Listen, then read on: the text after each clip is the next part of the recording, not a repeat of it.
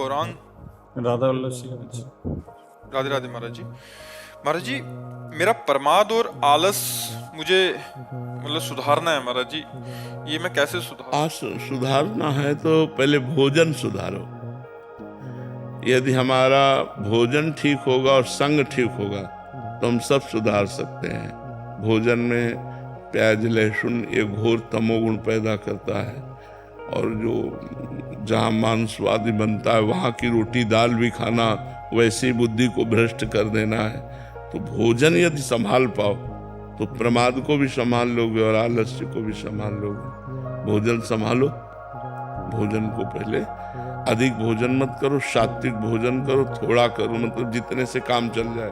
वो शरीर पुष्टता बनाए रखेगा, ऐसा नहीं है। थोड़ा भोजन शरीर को हल्का रखता है, चेतना ऊर्जा शक्ति बढ़ती है। जब हम सात्विक भोजन भी अधिक पा लेते हैं तो हमारी ऊर्जा शक्ति उसके पचाने में लग जाती है, फिर भजन में मन नहीं लगता। भोजन सही तो भजन सही, भोजन गलत तो फिर भजन में मन नहीं लगेगा। पहले भोजन सुधारो, अपना आहार विहार संभालो। सुबह को थोड़ा नाश्ता ले लिया, दोपहर में थोड़ा पा लिया, रात्रि में थोड़ा पा लिया, शाम के 8 बजे तक पा लिया, बस। और नाम जप करो, और अधिक मात्रा में भोजन पाओगे, गंदा भोजन अपवित्र भोजन पाओगे तो प्रमाद और तमोगुण पैदा कर देगा। इसलिए पहले भोजन सुधारो, अल्प भोजन करो, थोड़ा भोजन करो, और देखो आप कितना आनंद आता है। सात्विक भोजन, सात्विक भोजन, थोड़ा भोजन, भूखे रहो थोड़ा, तो भोजन इतना पाओ कि आप 2 रोटी और पा सकते हैं, ऐसा भोजन पाओ तो भजन में मन लगे नहीं। अब जैसे दबा के खूब भोजन पा लिया तो फिर वो प्रमाद स्थिति आएगी, आलस्य आएगा ही। भोजन से ही हमारा आलस्य का संबंध है। अगर हम भोजन सही करें तो हमारा मन ठीक रहे। जैसा खाओ अन्न वैसा बने मन। अपवित्र आहार, अधिक आहार, तो और असमय में आहार, बासी आहार, ये सब हम इसीलिए कहते हैं कि कोशिश करो कि आप लोग घर का भोजन पाओ, तुरंत ताजा बनाया और पा लिया। अब होटल में तो ताजा आपको कह के दिया जाता है, बनाने वाला कैसा है, उसका स्वभाव क्या है, उसकी पवित्रता क्या है, वो सब भोजन पर प्रभाव डालती है। तो इसलिए पवित्र भोजन पाओ, पवित्र होके भोजन पाओ। जब भोजन पाने जाओ, हाथ पैर धो के भगवान को प्रणाम करके, भगवान को अर्पित करके, नाम जप करते हुए भोजन पाओ। देखो आनंद आने लगेगा। भोजन पाते समय जो चिंतन करोगे वही 24 घंटे चिंतन बढ़ेगा। अगर आप गलत चिंतन करोगे तो गलत चिंतन बढ़ेगा, अच्छा चिंतन करोगे तो अच्छा चिंतन बढ़ेगा। इसलिए भोजन पाने के समय भगवान का चिंतन जरूर करना चाहिए, क्योंकि हमारी बुद्धि भगवान में लगे। संजीव गुप्ता जी, यूएसए से। राधे राधे महाराज जी। महाराज जी, हम सांसारिक कर्तव्यों को ईश्वर के प्रति भक्ति के साथ कैसे संतुलित करें? कि उनको समर्पित करके, जो हम व्यापार या नौकरी कर रहे हैं तो भगवान की सेवा, भगवान की सेवा है, क्योंकि संपूर्ण सृष्टि भगवान की है ना। तो यहाँ जो भी सेवा है वो भगवान की है, और उससे जो हमें अर्थ मिलता है तो भगवान के द्वारा दिए हुए परिवार का पोषण होता है। बिल्कुल भगवान की भक्ति, सहज भक्ति हो जाएगी। 8 घंटे नौकरी की, बीच बीच में नाम स्मरण किया, और 8 घंटे के बाद कृष्णार्पणमस्तु, 8 घंटे को पूरा समर्पित कर दिया। अब 8 घंटे के बाद जब फ्री हुए, नाम जप करते हुए जो क्रियाएं हैं वो सब भगवान को अर्पित कर दो। अभी आनंद आने लगेगा। कृष्णार्पणमस्तु, जो भी कार्य है वो सब भगवान को तो भगवान को अर्पित करने में पहली बात पाप से डर लगने लगेगा कि अगर इतना समय पाप कर्म में गया तो भगवान को समर्पित नहीं कर सकता, तो मेरा कर्म समर्पण जो योग है वो रुक जाएगा, टूट जाएगा। तो हमारे कर्म में पाप कर्म नहीं होने चाहिए, असत कर्म ना हो, और सब कर्म भागवतिक, व्यवहारिक, सांसारिक जो भी कर्म वो सब प्रभु को अर्पित कर देते, केवल पाप कर्म ना होने पावे। सावधानी रखो, तो नाम जप करो, इसी से व्यवहार भी परमार्थ बन जाएगा और भगवत प्राप्ति हो जाएगी, इसमें कोई संशय नहीं है। महाराज एक और छोटा सा प्रश्न इसी के ऊपर। मेरी एक्स वाइफ और मेरा बेटा, मैं वो जो है ना, उनको बिल्कुल भक्ति पसंद नहीं है, और उन्होंने जो है ना, मैं जब उनसे बोलता हूँ थोड़ा सा करने को, तो उन्होंने मुझे ही मतलब दूर कर दिया अपने से।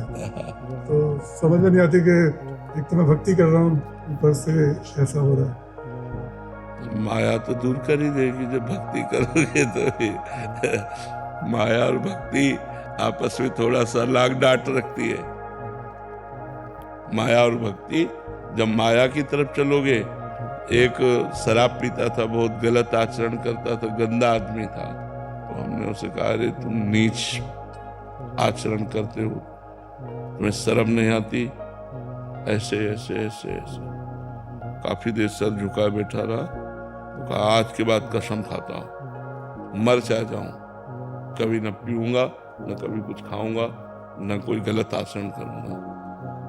उसने बताया कि जब मैं पीता था, गंदे आचरण करता था, तो 10 लोग मेरे मित्र थे, लेकिन आज जब मैं सही ढंग से चल रहा हूं तो सब मुझे गाली देते, कोई मेरे से मित्रता नहीं करता, अब कोई मेरा नहीं रह गया। अब का यही भगवान की लीला होती है कि जब तुम भक्ति में चले तो वो सब विरोधी हो गए, और जब तुम माया में चल रहे थे तो वो सब तुम्हारे मित्र थे।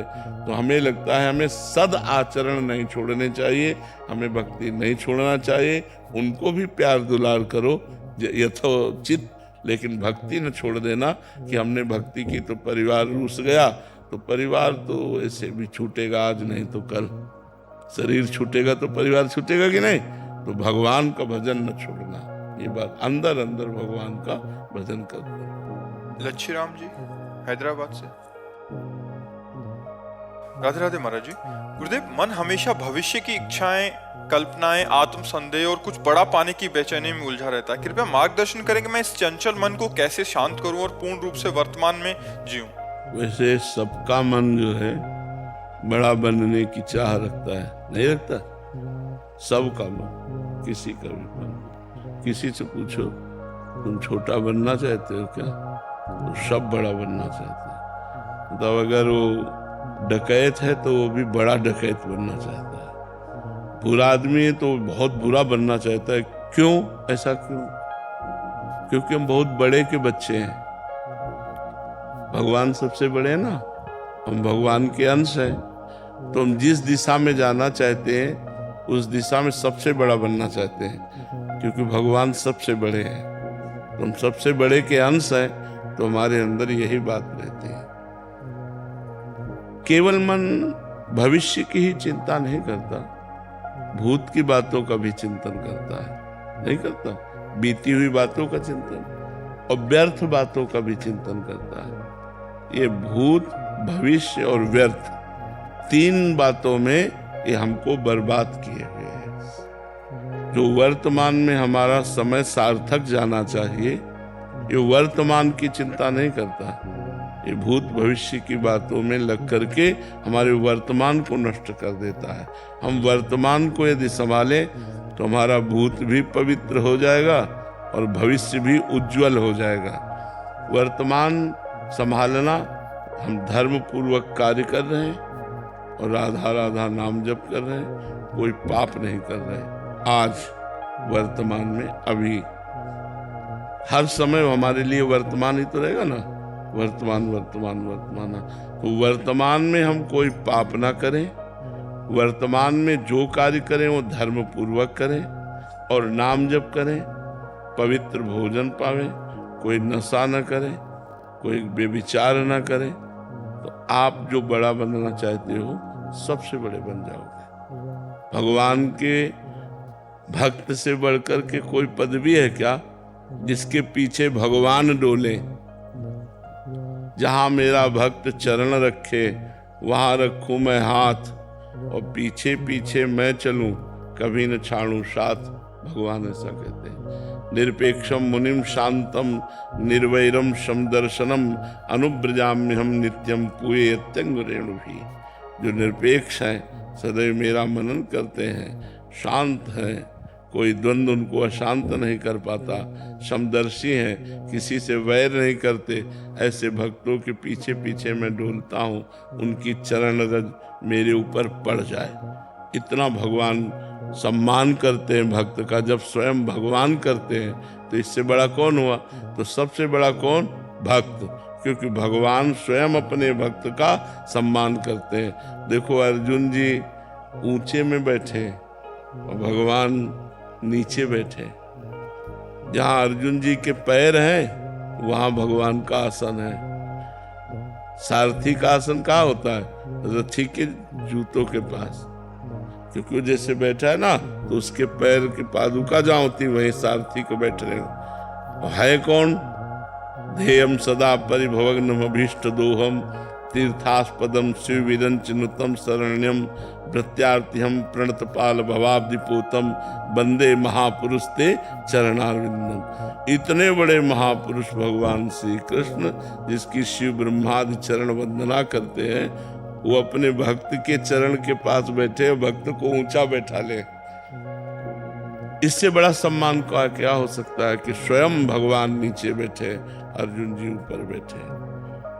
राधे राधे मेरे प्रिय मित्रों, जो हम इस चैनल के माध्यम से महाराज जी के ऑफिशियल चैनल भजन मार्ग से कुछ महत्वपूर्ण प्रश्नों आप तक पहुँचाने का छोटा सा प्रयास कर रहे हैं। कृपया वीडियो को पूरा देगा।